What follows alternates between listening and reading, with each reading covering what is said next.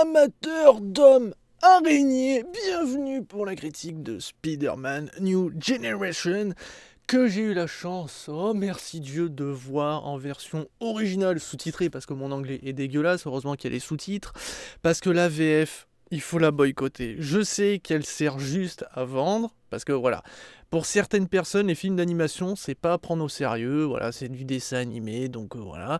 Je sais que ça fait pas énormément de vues comparé à un vrai film. Si on avait le même film Spider-Man New Generation, mais avec de vrais acteurs, tout ça, peut-être que ça ferait plus de ventes qu'un film d'animation, et c'est bel et bien dommage. C'est pour ça qu'on a choisi des stars comme Olivier Giroud, Mes couilles et compagnie pour faire du doublage.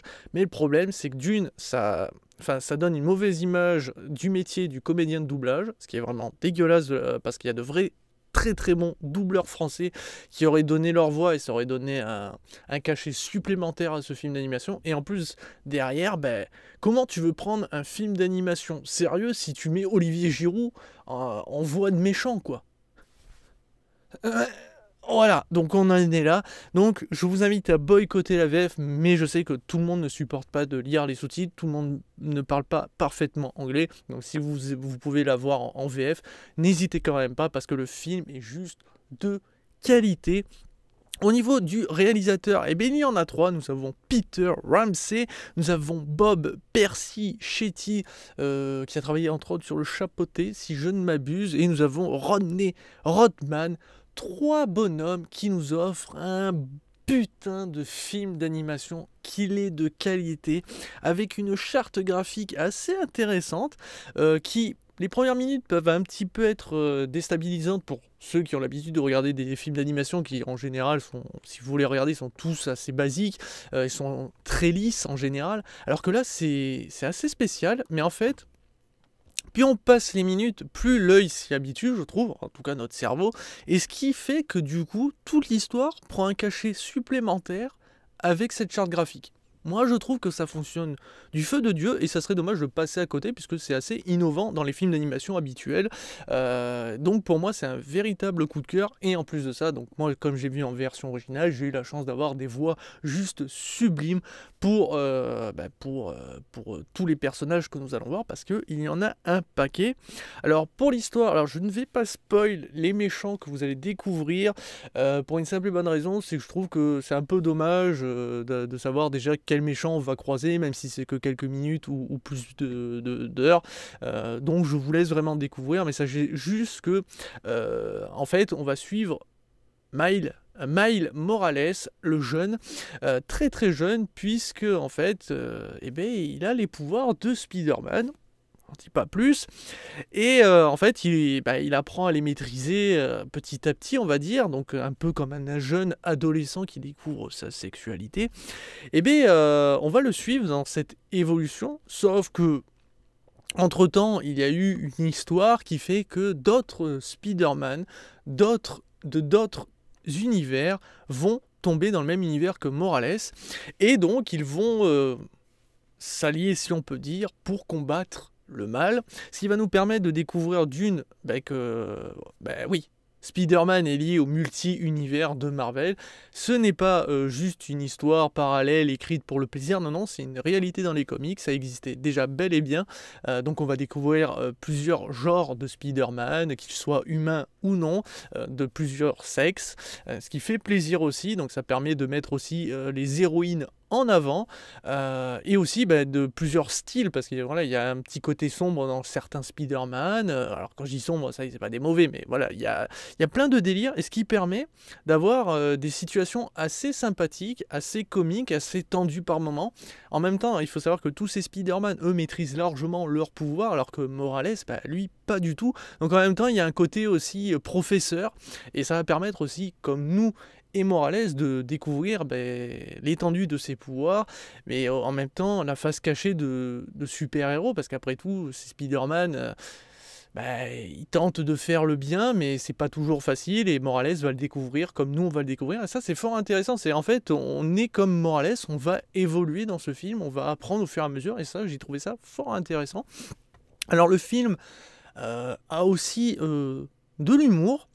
Et pour ceux qui penseraient que ça serait genre pipi caca ultra enfantin, non, franchement, c'est de l'humour qui peut toucher tous les publics et ça, c'est fort sympathique parce que bah voilà, on aurait pu croire qu'ils allaient se contenter des classiques, Prout, etc., de la drague d'adolescents boutonneux.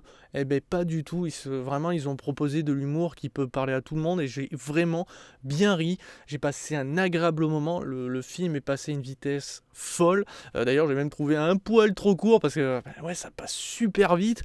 Les combats sont vraiment géniaux. Enfin, en fait, tout est porté, que ça soit par la musique, que ça soit par l'ambiance, l'atmosphère qui est à la fois sombre par moments, mais à la fois colorée, due à la qualité de l'animation, mais aussi par l'histoire qui est super bien écrite, et aussi à ces différents Spider-Man, puisqu'ils ont tous bah, leur propre mentalité, donc c'est fort intéressant. D'ailleurs, c'est pas la première fois que moi je les vois, ces Spider-Man, parce que alors, je sais plus sur quelle chaîne passait ça le matin, les dessins animés, donc ils passent X-Men, tout ça, et à un moment ils passaient les Spider-Man, et il y avait justement un moment plusieurs Spider-Man qui se retrouvaient dans le même univers, et c'était super cool. Donc ça fait plaisir de mettre en avant cette histoire-là, qui permet de découvrir des méchants avec plein de Spider-Man et ça va donner des scènes totalement folles, ce qui fait pour moi à l'heure actuelle l'un des meilleurs films d'animation de cette année 2018 et même un de mes gros coups de cœur de films d'animation parce que ça fait très longtemps que je regarde des films d'animation, je suis un gros amateur et j'avoue que bah, franchement c'est une sacrée claque, que ce soit au niveau de l'histoire et bien sûr de la réalisation. Du coup ma note 5 étoiles sur 5, c'est une petite pépite qui serait dommage de ne pas découvrir. Bien sûr, il faut quand même être un peu amateur de l'univers, mais ça ne veut pas dire pour autant que ceux qui n'aiment pas trop les films Marvel en général, et du coup les films Spider-Man surtout, parce que voilà, c'est Spider-Man, et bien franchement, n'hésitez pas, parce que d'une, on va voir certains méchants qui n'ont pas encore été montrés dans les films, je n'en dis pas plus, et donc de les voir, ça fait quand même bien plaisir. Après, bon, je vous avoue que je pense que la VF risque de donner une autre ambiance au film. Parce que moi, dès que j'ai vu la bande-annonce en VF, j'ai pleuré.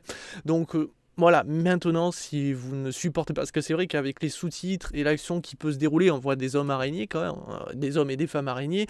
Voilà, il y a pas mal de mouvements, donc lire les sous-titres, c'est pas forcément toujours agréable. On aimerait plutôt regarder l'action. Donc je peux comprendre. Maintenant...